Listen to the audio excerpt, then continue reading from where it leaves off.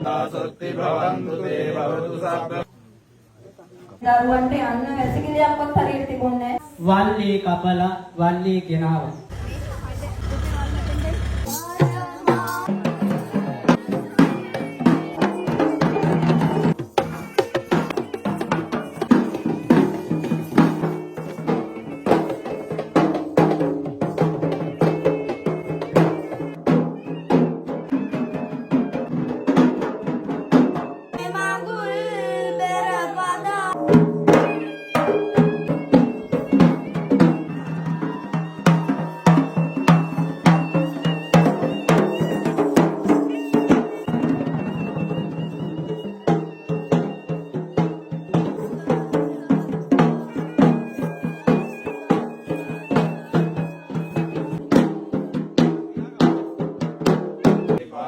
භගවතෝ ශාවක සංඝෝ උජුපටිපන්නෝ භගවතෝ ශාවක සංඝෝ ලෝකයිතෝ සත්ත්වාවෝ කෝණාගම්මෝ තේසං සච්චේන සීලේන කන්දිමෙත්ත බලේන රක්ඛන්තු ආරෝගේන සුඛේන රක්ඛන්තු සබ්බ ධම්මානුභාවේන සදා සොත්ති භවන්තු තේ භවතු සබ්බ මංගලං සදා සොත්ති භවන්තු භවතු ලෝකෝච රාගජා භවතු ධම්මිකෝ ආකාසට්ඨා දේවානාගා මහිත්‍තිකා පුඤ්ඤන්ත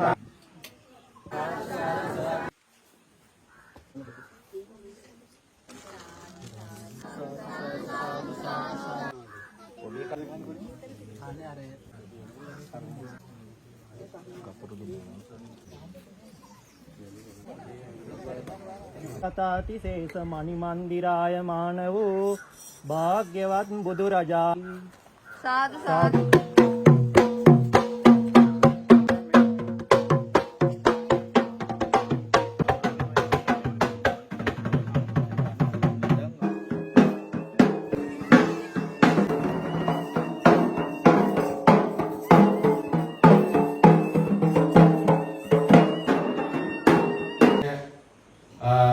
උත්සව සභාව ආරම්භ කරන්නට බලාපොරොත්තු වෙනවා. මේ මොහොතේදී අපි පළමු කොටම පංචශීල සමාදන් කිරීමේ කටයුතු මූලිකාංශක වතා ධම්මං සරණං ගච්ඡාමි. ඒ අතරතුරේ තමයි අපේ පින්වත් ගංගසිරිපුර මේ පඬිත හාමුදුරන් වහන්සේට අපේ ධම්මාලෝක පඬිත හාමුදුරන් වහන්සේට හමු වෙන්නේ ඔය අතරේ. ඉතින් උන්වහන්සේගේ කාරුණික මැදිහත් වීම මත විහාරස්ථානයේ විශාල අඩුපාඩුවක් පැවතුණා මේ බෝධිකරේ මේ බෝධි ප්‍රාකාරයේ ඉදි කරගන්න. ඉතින් ඒ සඳහා උන්වහන්සේ මැදිහත් වෙලා උන්වහන්සේගේ මේ ලෝකේ පුරාම විහිදලා ඉන්න සඳගිරි මහා සෑය විහාරස්ථානයේ කැපකරු දායක පින්වතුන් සියලු දෙනාගේම නොමසුරු ආධාර උපකාර ඇතුව උන්වහන්සේගේ අවවාද අනුශාසනා පරිදි පුළුවන්කම ලැබුණ ඉතාම කෙටි කාලයක් ඇතුළත මේ බෝධි ප්‍රාකාරයත් ඒ වගේම මේ ධර්මශාලාව නැවත මේ මහල පිළිසකර කරලා මේ කටයුතු නවීකරණය කිරීමේ කටයුතු සිදු කරන්න උන්වහන්සේට හැකියාව ලැබුණා. උන්වහන්සේගෙන් සිදු කරනවා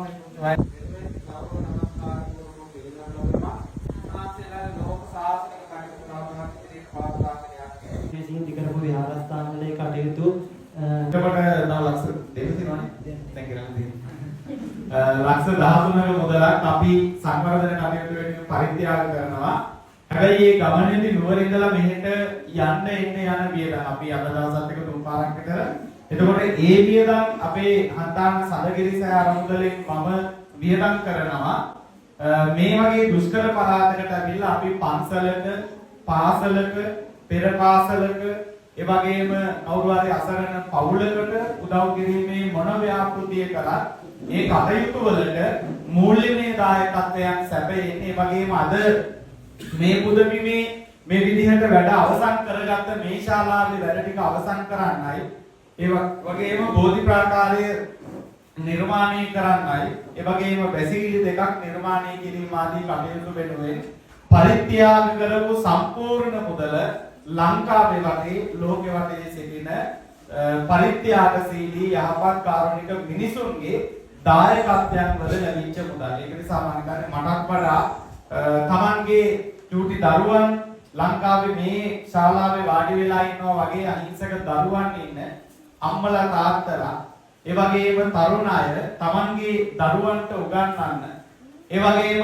සමහර වෙලාවට ෆවුන්ඩේෂන් විතරක් දාලා මැටි වලිචි ගහපු බිත්ති තියෙන මැටි නිවසක ජීවත් වෙන අහිංසක ශ්‍රී ලාංකිකයින් විදේශගත වෙලා දුක් විඳින්න හම්බ කරන මුදල් වලින් පුංචි කොටසක් මේ ආගමික පුණ්‍ය කටයුතු වෙනුවෙන් පරිත්‍යාග කිරීමේ ප්‍රතිඵලයක් හැටියට තමයි අපි මේ විහාරස්ථානයේ සංවර්ධන කටයුත්තට ඒ ලක්ෂ 13ක දායකත්වයේ ලබා දීලා තියෙන. ඒක නිසා මේ සම්පූර්ණ මුදල ලංකාව වටේ ලෝකෙ වටේ අපි සාමාන්‍යයෙන් මේ වගේ ව්‍යාපෘතියක් කරනකොට කවුද ඩොනේෂන් කරන අය, ඒ අයගේ නම් මොනවද, ඒ නමත් එක්ක ඒ අය දුන්න මුදල කීයක්ද කියලා සඳහන් කරලා අවසානයේ ටෝටල් එක සමස්ත එකතුවක් සඳහන් කරලා තමයි අපි වීඩියෝ එකක් දාන්නේ. ඊට කලින් අපි වීඩියෝ එක දාලා තියෙනවා. ඒකට ආධාර කරපු අය කවුද?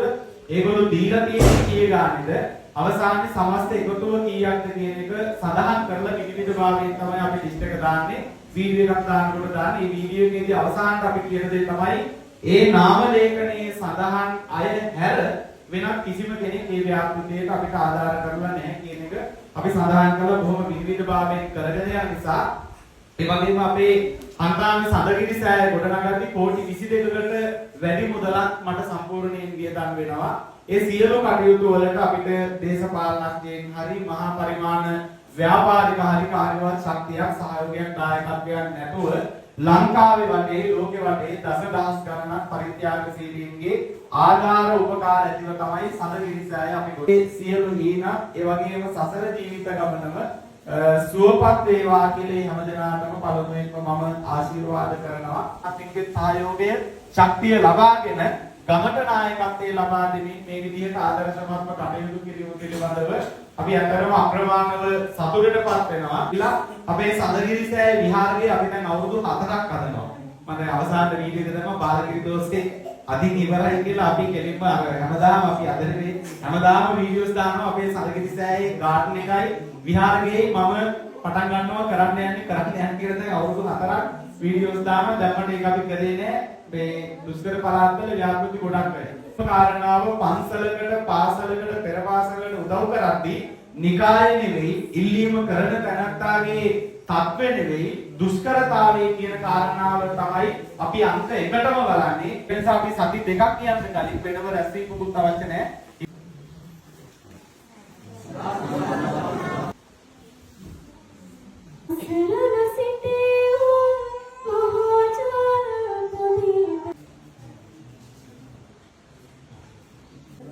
අවුරුදු ගාණක් මේ අපි මේ බෝධින්වහන්සේ බොහෝම බලගත් බෝධින්වහන්සේ කෙනෙක් ඒක අපේ වහන්සේ කෙනෙක් ඉතින් ඒක අපේ ගමේ වැඩි හිටියෝ හොඳටම දන්නවා. ඒ වුණාට අපි හැමෝගම ආසාව තිබුණ මේ බෝධිපාකාරය කොහොමද ගොඩනගා ගන්න කියලා ඒකට ඇත්තටම මොළේ මේ ශක්තියක් අපිට තිබුණේ.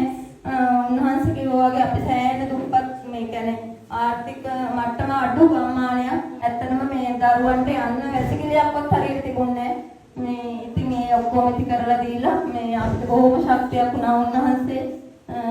මම ඇත්තටම පාද නමස්කාර උන්වහන්සේට පින් පුණ්‍ය අනුමෝදනා කරනවා. මේ අපිට මෙහෙම උදව් කරාට අද අපිට මේ සම්පූර්ණ වෙච්ච පන්සලක් තියෙනවා. සිල් ගන්නවත් අපි අම්මලාට තැනක් තිබුණේ. ඉතින් දැන් මේ හැම දෙයක්ම සම්පූර්ණ වෙලා තියෙනවා. ඉතින් අපේ ගමේ සියලුම දෙනා වෙනුවෙන් මේ මෙච්චර උදව් කරපු ඔබ වහන්සේට නිදුක් නිරෝගී සිතීවන ලැබේවා සියලු දෙනා වෙනුවෙන් ප්‍රාර්ථනා කරනවා. මේ ඇත්තටම බොහෝ ඉතිසමහත් වෙලා වල්ලී කපලා වල්ලී ගෙනාව මැටි ගාන්න මැටි පෑගුවා. හැබැයි අද දකින්නකොට මට ගොඩාක් සතුටුයි. මොකද හාත්පසින්ම වෙනස් වෙලා මට සහයෝගය දුන්නේ මේ අපේ ගමේ දායක පින්වතුන්.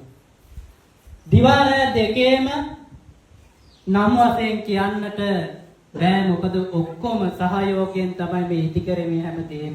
පිතෘ චේතනාවෙන් තමයි මම ආරම්භ කරන්නට පටන් ගත්තේ. හැබැයි ඒ සියල්ලක්ම දැන් අංග සම්පූර්ණ වෙලා විහාරස්ථානයක් බවට පත් වෙලා තියෙනවා. ඉතින් මේ විදිහට ආවාසගේ නිර්මාණය කරලා ගන්ඨාර කුරණ නිර්මාණය කරලා ගන්ඨාර කුරණ රැ හදන ගමන් පාන්දර සමහර වෙලාවට 2යි 3යි සැතපෙනකොට එතන ඉඳන් කල්පනා කරා ඊළඟට මගේ අධියර තමයි බෝධිපාකාරය හදන එක. අනේ බෝධිපාකාරය හදන්නට නම් සෑහෙනට මුදලක් යනවා කියලා කල්පනා කළා මම කාමර බෝධිපාකාරය නිර්මාණය කරන්න ඒ වගේම මේ වහලේ తాවකාලික විදි කරලා තිබිච්ච වහලයක් තිබුණේ වල්ලි වලින් ගහලා මේ සියල්ලන්ටම දායකත්වය ඒ වගේම මේ ලංකාවාසී ලෝකවාසී සියලුම බෞද්ධ පින්වතුන් මේ සියල්ලක්ම ගොඩනැගීමේදී අපේ හාමුදුරුවන් වහන්සේගේ මූලිකත්වයේ ඒ වගේම ලෝකවාසී බෞද්ධ අපේ පින්වතුන්ගේ ධන පරිත්‍යාගයේ මේ සියල්ලම ඉදි කරන්නට යෙදුණා මේ පින් එකසේ හේතු වේවා කියලා ප්‍රාර්ථනා කරන ඒ වගේම විශේෂයෙන් මේ සියල්ලටම අනුශාසනා ලබා දීමෙන් කටයුතු කරපු අපේ ගංගසිරිපුර ධම්මාලෝක පඬිත හාමුදුරන් වහන්සේට මේ පුණ්‍ය සත්‍යයෙන් එකසේ හේතු වේවා කියලා සාදු කියලා සැපට වැටුණු කය පොළවට දිරා යති අපට මගේ තියෙන.